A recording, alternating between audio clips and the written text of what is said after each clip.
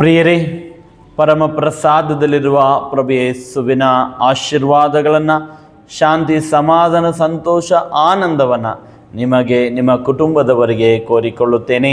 ಪ್ರಭು ನಿಮ್ಮನ್ನು ಆಶೀರ್ವದಿಸಲಿ. ಬನ್ನಿ, ಇಂದು ಮತ್ತೊಂದು ಪ್ರಭು ಯೇಸು ಮಾಡಿದ ಅದ್ಭುತವನ್ನು ಧ್ಯಾನಿಸೋಣ.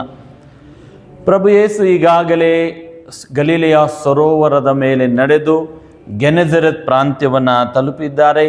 ಅಲ್ಲಿ ಯೇಸು ಸ್ವಾಮಿ ಬರ್ತಾರೆ ಅಂತ ತಿಳಿದ ತಕ್ಷಣ ಎಲ್ಲ ರೋಗಿಗಳನ್ನು ಕರೆತಂದು ಯೇಸು ಸ್ವಾಮಿಯ ಬಳಿ ಕರೆತರ್ತಾರೆ.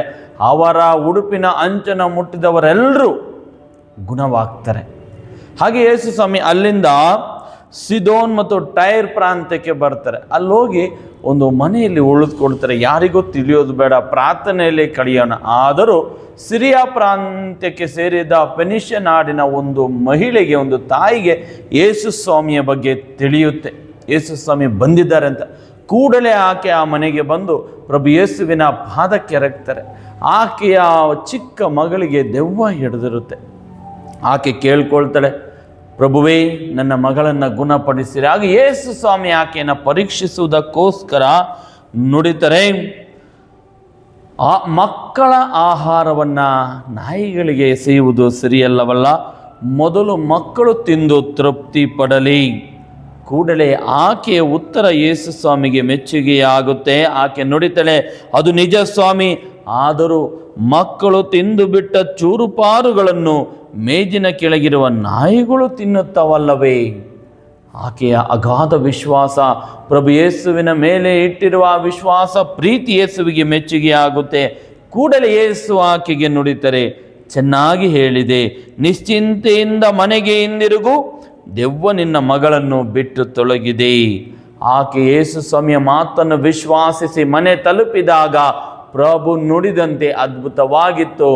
ಮಗಳು ಶಾಂತವಾಗಿ ಮಲಗಿದ್ದಳು. ಅಷ್ಟೇ ಅಲ್ಲ, ದೆವ್ವ ಆಕೆಯನ್ನು ಬಿಟ್ಟು ಹೋಗಿತ್ತು. ಪ್ರಭು ಯೇಸುವಿನ ಒಂದು ಮಾತಿನಲ್ಲಿ ಎಲ್ಲ ದುಷ್ಟ ಶಕ್ತಿಗಳು ದೂರವಾಗ್ತವೆ. ಪ್ರಭು ಯೇಸು ಆಕೆಯ ವಿಶ್ವಾಸವನ್ನು ಮೆಚ್ಚಿಕೊಂಡು ಅದ್ಭುತವನ್ನು ಮಾಡ್ತಾರೆ. ಪ್ರಿಯರೇ, ನಾವು ಸಹ ಪ್ರಭು ಯೇಸುವಿನ ಮೇಲೆ ದೃಢ ವಿಶ್ವಾಸವಿಟ್ಟಾಗ ನಮ್ಮ ಜೀವನದಲ್ಲೂ ಮತ್ತು ನಾವು ಇತರರಿಗಾಗಿ ಪ್ರಾರ್ಥಿಸುತ್ತೇವೆಯಲ್ಲ, ಅವರ ಜೀವನದಲ್ಲೂ ಅದ್ಭುತವಾಗುತ್ತೆ. ನಾವು ಸಹ ಪ್ರಭು ಯೇಸುವಿನಂತೆ ಎಲ್ಲರನ್ನ ಯಾವುದೇ ಭೇದ ಭಾವ ಮಾಡದೆ ಎಲ್ಲರನ್ನ ಪ್ರೀತಿಸೋಣ. ಈಕೆ ಹೊರನಾಡಿನವಳು, ಸಿರಿಯಾ ದೇಶಕ್ಕೆ ಸೇರಿದವರಾದರೆ ಯೇಸು ಸ್ವಾಮಿ ಯಾವ ಭೇದ ಭಾವವನ್ನು ಮಾಡಲಿಲ್ಲ. ಆಕೆ ವಿಶ್ವಾಸವನ್ನು ಹೊರತೆಗೆದು ಎಲ್ಲರೂ ಮೆಚ್ಚುವಂತೆ ಮಾಡುತ್ತಾರೆ. ಇಂತಹ ಔದಾರ್ಯತೆ ನಮ್ಮಲ್ಲಿರಲಿ. ನಾವು ಇತರರನ್ನು ಪ್ರೀತಿಸೋಣ, ಪ್ರಭುವನ್ನು ಪ್ರೀತಿಸೋಣ, ಅವರನ್ನು ದೃಢವಾಗಿ ವಿಶ್ವಾಸಿಸೋಣ.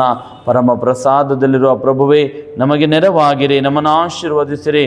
ನಿಮ್ಮನ್ನು ಈಕ್ಷಿಸಿ ಪ್ರಾರ್ಥಿಸುವ ಪ್ರತಿಯೊಬ್ಬರನ್ನು, ಅವರ ಕುಟುಂಬಗಳನ್ನು, ಅವರ ಕೋರಿಕೆಗಳನ್ನು ಆಶೀರ್ವದಿಸಿರಿ. ಪ್ರಭುವೇ, ನಿಮಗೆ ಸ್ತೋತ್ರವಾಗಲಿ, ಆರಾಧನೆಯಾಗಲಿ, ಮಹಿಮೆಯಾಗಲಿ. ಸರ್ವಶಕ್ತ ದೇವರಾದ ಪಿತಾ, ಸುತ ಮತ್ತು ಪವಿತ್ರಾತ್ಮರು ನಿಮ್ಮನ್ನು, ನಿಮ್ಮ ಕುಟುಂಬಗಳನ್ನು ಆಶೀರ್ವದಿಸಲಿ. ಆಮೇನ್.